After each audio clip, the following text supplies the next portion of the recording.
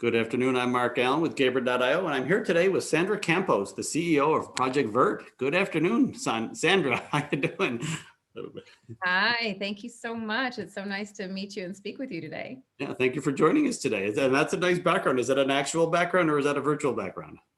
Well, actually, it's virtual, but it's my living room. So I took a picture of my living room and set it up as my virtual background. So it feels more like me because it is mine. Yeah, and I just happen to be in a cave in Israel right now.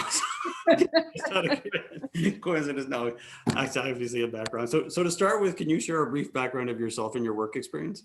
Yeah, absolutely.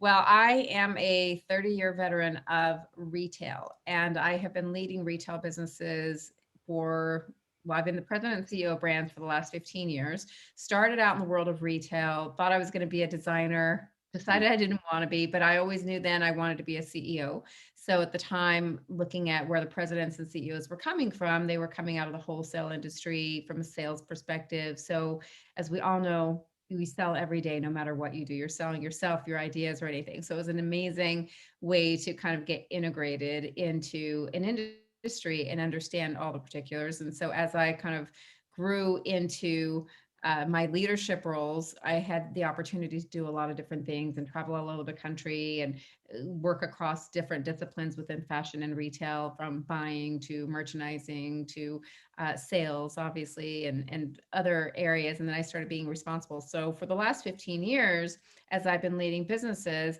I started becoming more focused on digital.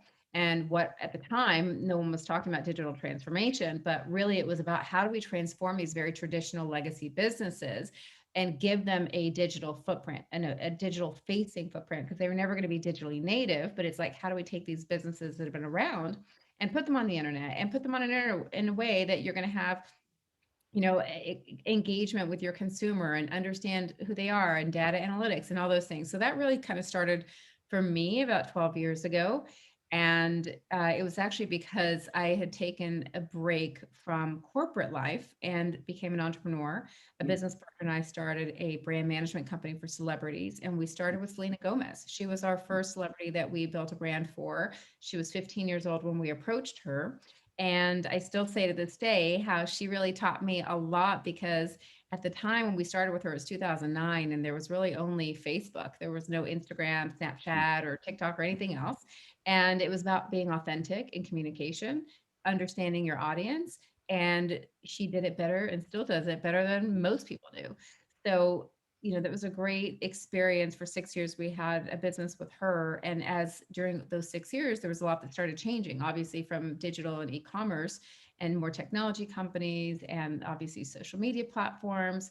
So as I evolved from that, I've been continuing to really take traditional retailers, brands such as Juicy Couture, BB or BCBG, and then Diamond Furstenberg, DVF, and really position them, building a community and focusing on digital.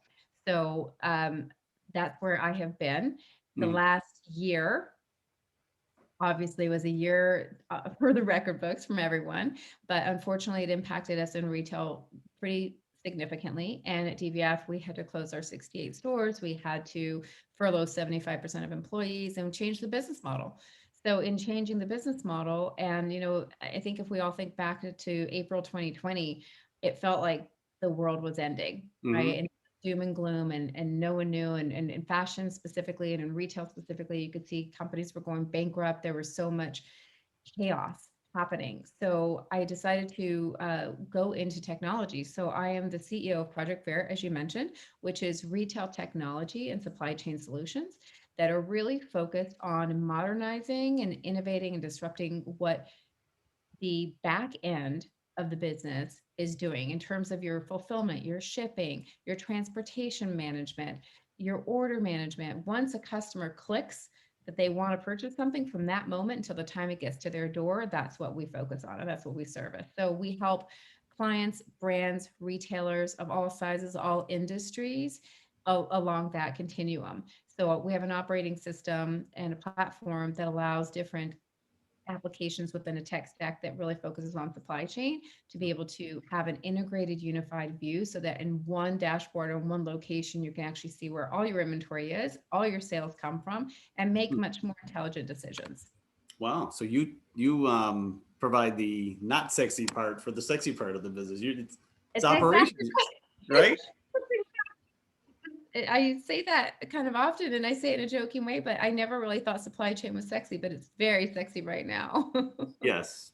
But I mean, what you do, it's the backbone. I mean, I've been in tech for years, and without a good back end system, there is chaos. Correct? Yes, it's true. And that's exactly right. And I think there's a lot of change and innovation that's coming obviously out of the pandemic and everyone really looking and saying, well, if this is what the new customer behavior is going to be and the new pattern and e-commerce acceleration that's taken place, we need to make sure that we're prepared on all sides, from a 3PL logistics center to to brands and retailers that are having to make sure that they keep up and manage inventory and predicting inventory and forecasting it in a way that they're going to do it profitably, responsibly, sustainably, et cetera. Wow, very cool. And in your customers, I mean, they had to be affected a lot by COVID, right? I would assume, right? And I assume a lot of them weren't prepared for all of a sudden the increase in volume. Is that true? I would say a lot more than I thought, because Mm, again, if we go back to a year ago, there was so much negativity happening in the chaos of the pandemic and the lockdowns and no one going to stores.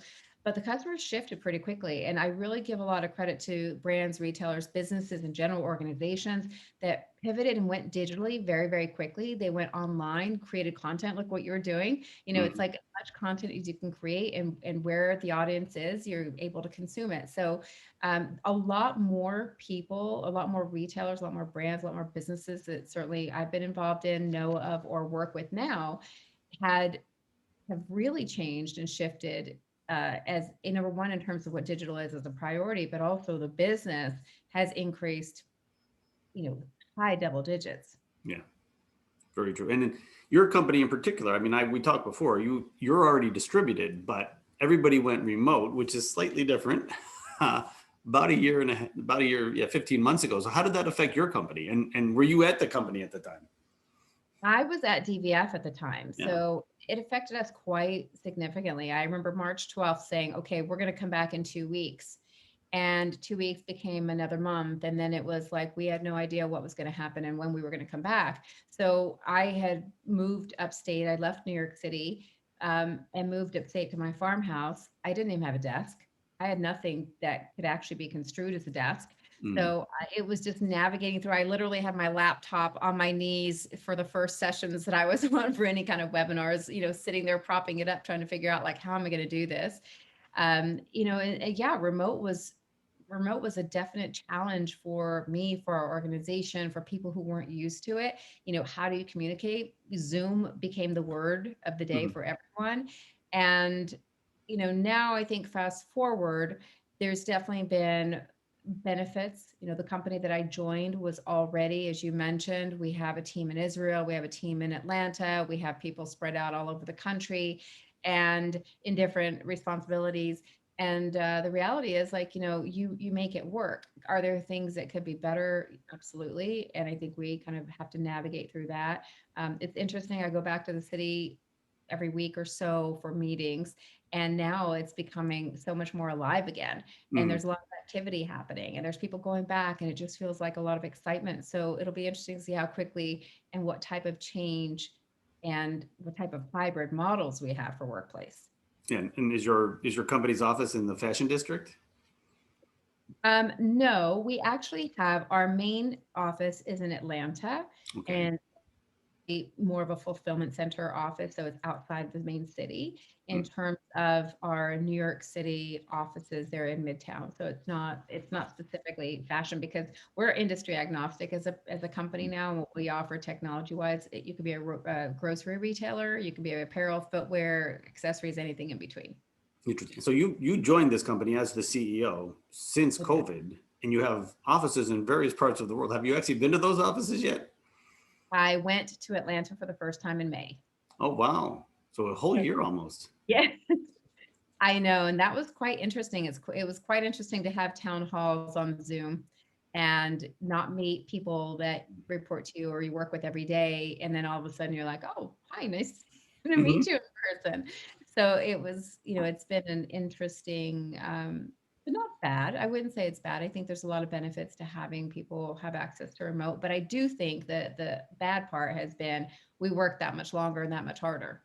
I feel like, and everybody I talk to feels the same way. Where you can read every day about burnout, and burnout's real, and Zoom burnout's real. And, I think there's definitely a balance that has to be created, or it does become very overwhelming. Yeah, I'd agree. And it's funny because California is opening up in 12 days, supposedly. So I do expect that work-life balance is going to come back into play now that, because I mean, when you can't do anything, you might as well work, is what a lot of people would say. I think that's going to go away pretty quickly. Would you agree? I do. I do. I think that's going to go away and start finding some balance. I'm seeing it now as well. And, people are starting to have dinners and starting Mhm. to have activities and functions to attend. And so there's more of a social gathering and social business that's happening as well, which will shift that dynamic also. Yes, and once things do open up, I mean, now that you're the CEO of this company, do you foresee that you're going to continue with the distributed and a remote model, or will you go back to distributed and people have to come into the office? Well, Hmm.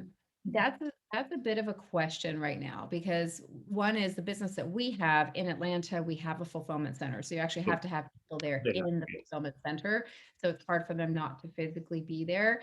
But at the same time, people who don't have to physically be in the warehouse are asking and do want to have some options because traffic, because of, home life with children in some cases, or some of the elderly that they're taking care of. There are different scenarios. And I think, it really, from a leadership standpoint, it is about trying to have some optionality and really understanding people's concerns and their needs.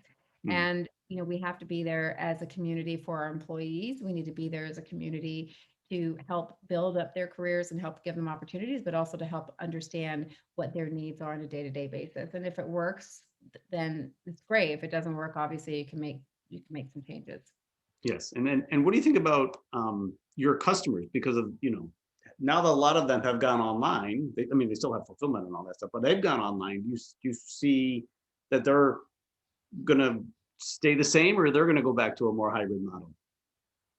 I think they're going back to a hybrid model as well. I mean, there's a lot of customers that we have and clients that are out there traveling Mm, and, hitting the road again. And there's a lot of movement. So I think we're going to go back to seeing a lot of more hybrid type of workplaces. And, I don't know. I think that, listen, companies saved a lot of money not having their employees travel, right? So T&E budgets were dramatically reduced. And yep. so hopefully there's going to be some benefit that we don't have to be on the road all the time, but there's definitely going to be, there's a lot to be said about being in person with your clients, as you know.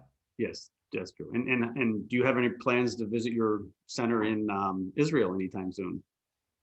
No, no, And is that, I don't have any plans immediately, but our CTO, who's based in Israel, is actually coming here for 3 months. well, So that he'll makes be sense. staying. Yeah, and it is a little bit harder to travel outside the U.S. than easier to come here, I think. Would you agree? It seems. Yeah, It so. And, there's obviously been quite a bit of turbulence in Israel recently. So I think that this is also. true. Yeah, we'll just leave that as it is. So, well, Sandra, it's been great talking to you. Thank you for your time today, and I wish you have a great weekend and hope a great summer. Thank you. You too. So nice to meet you. And what a great job you're doing. So Oh, thank congrats. you.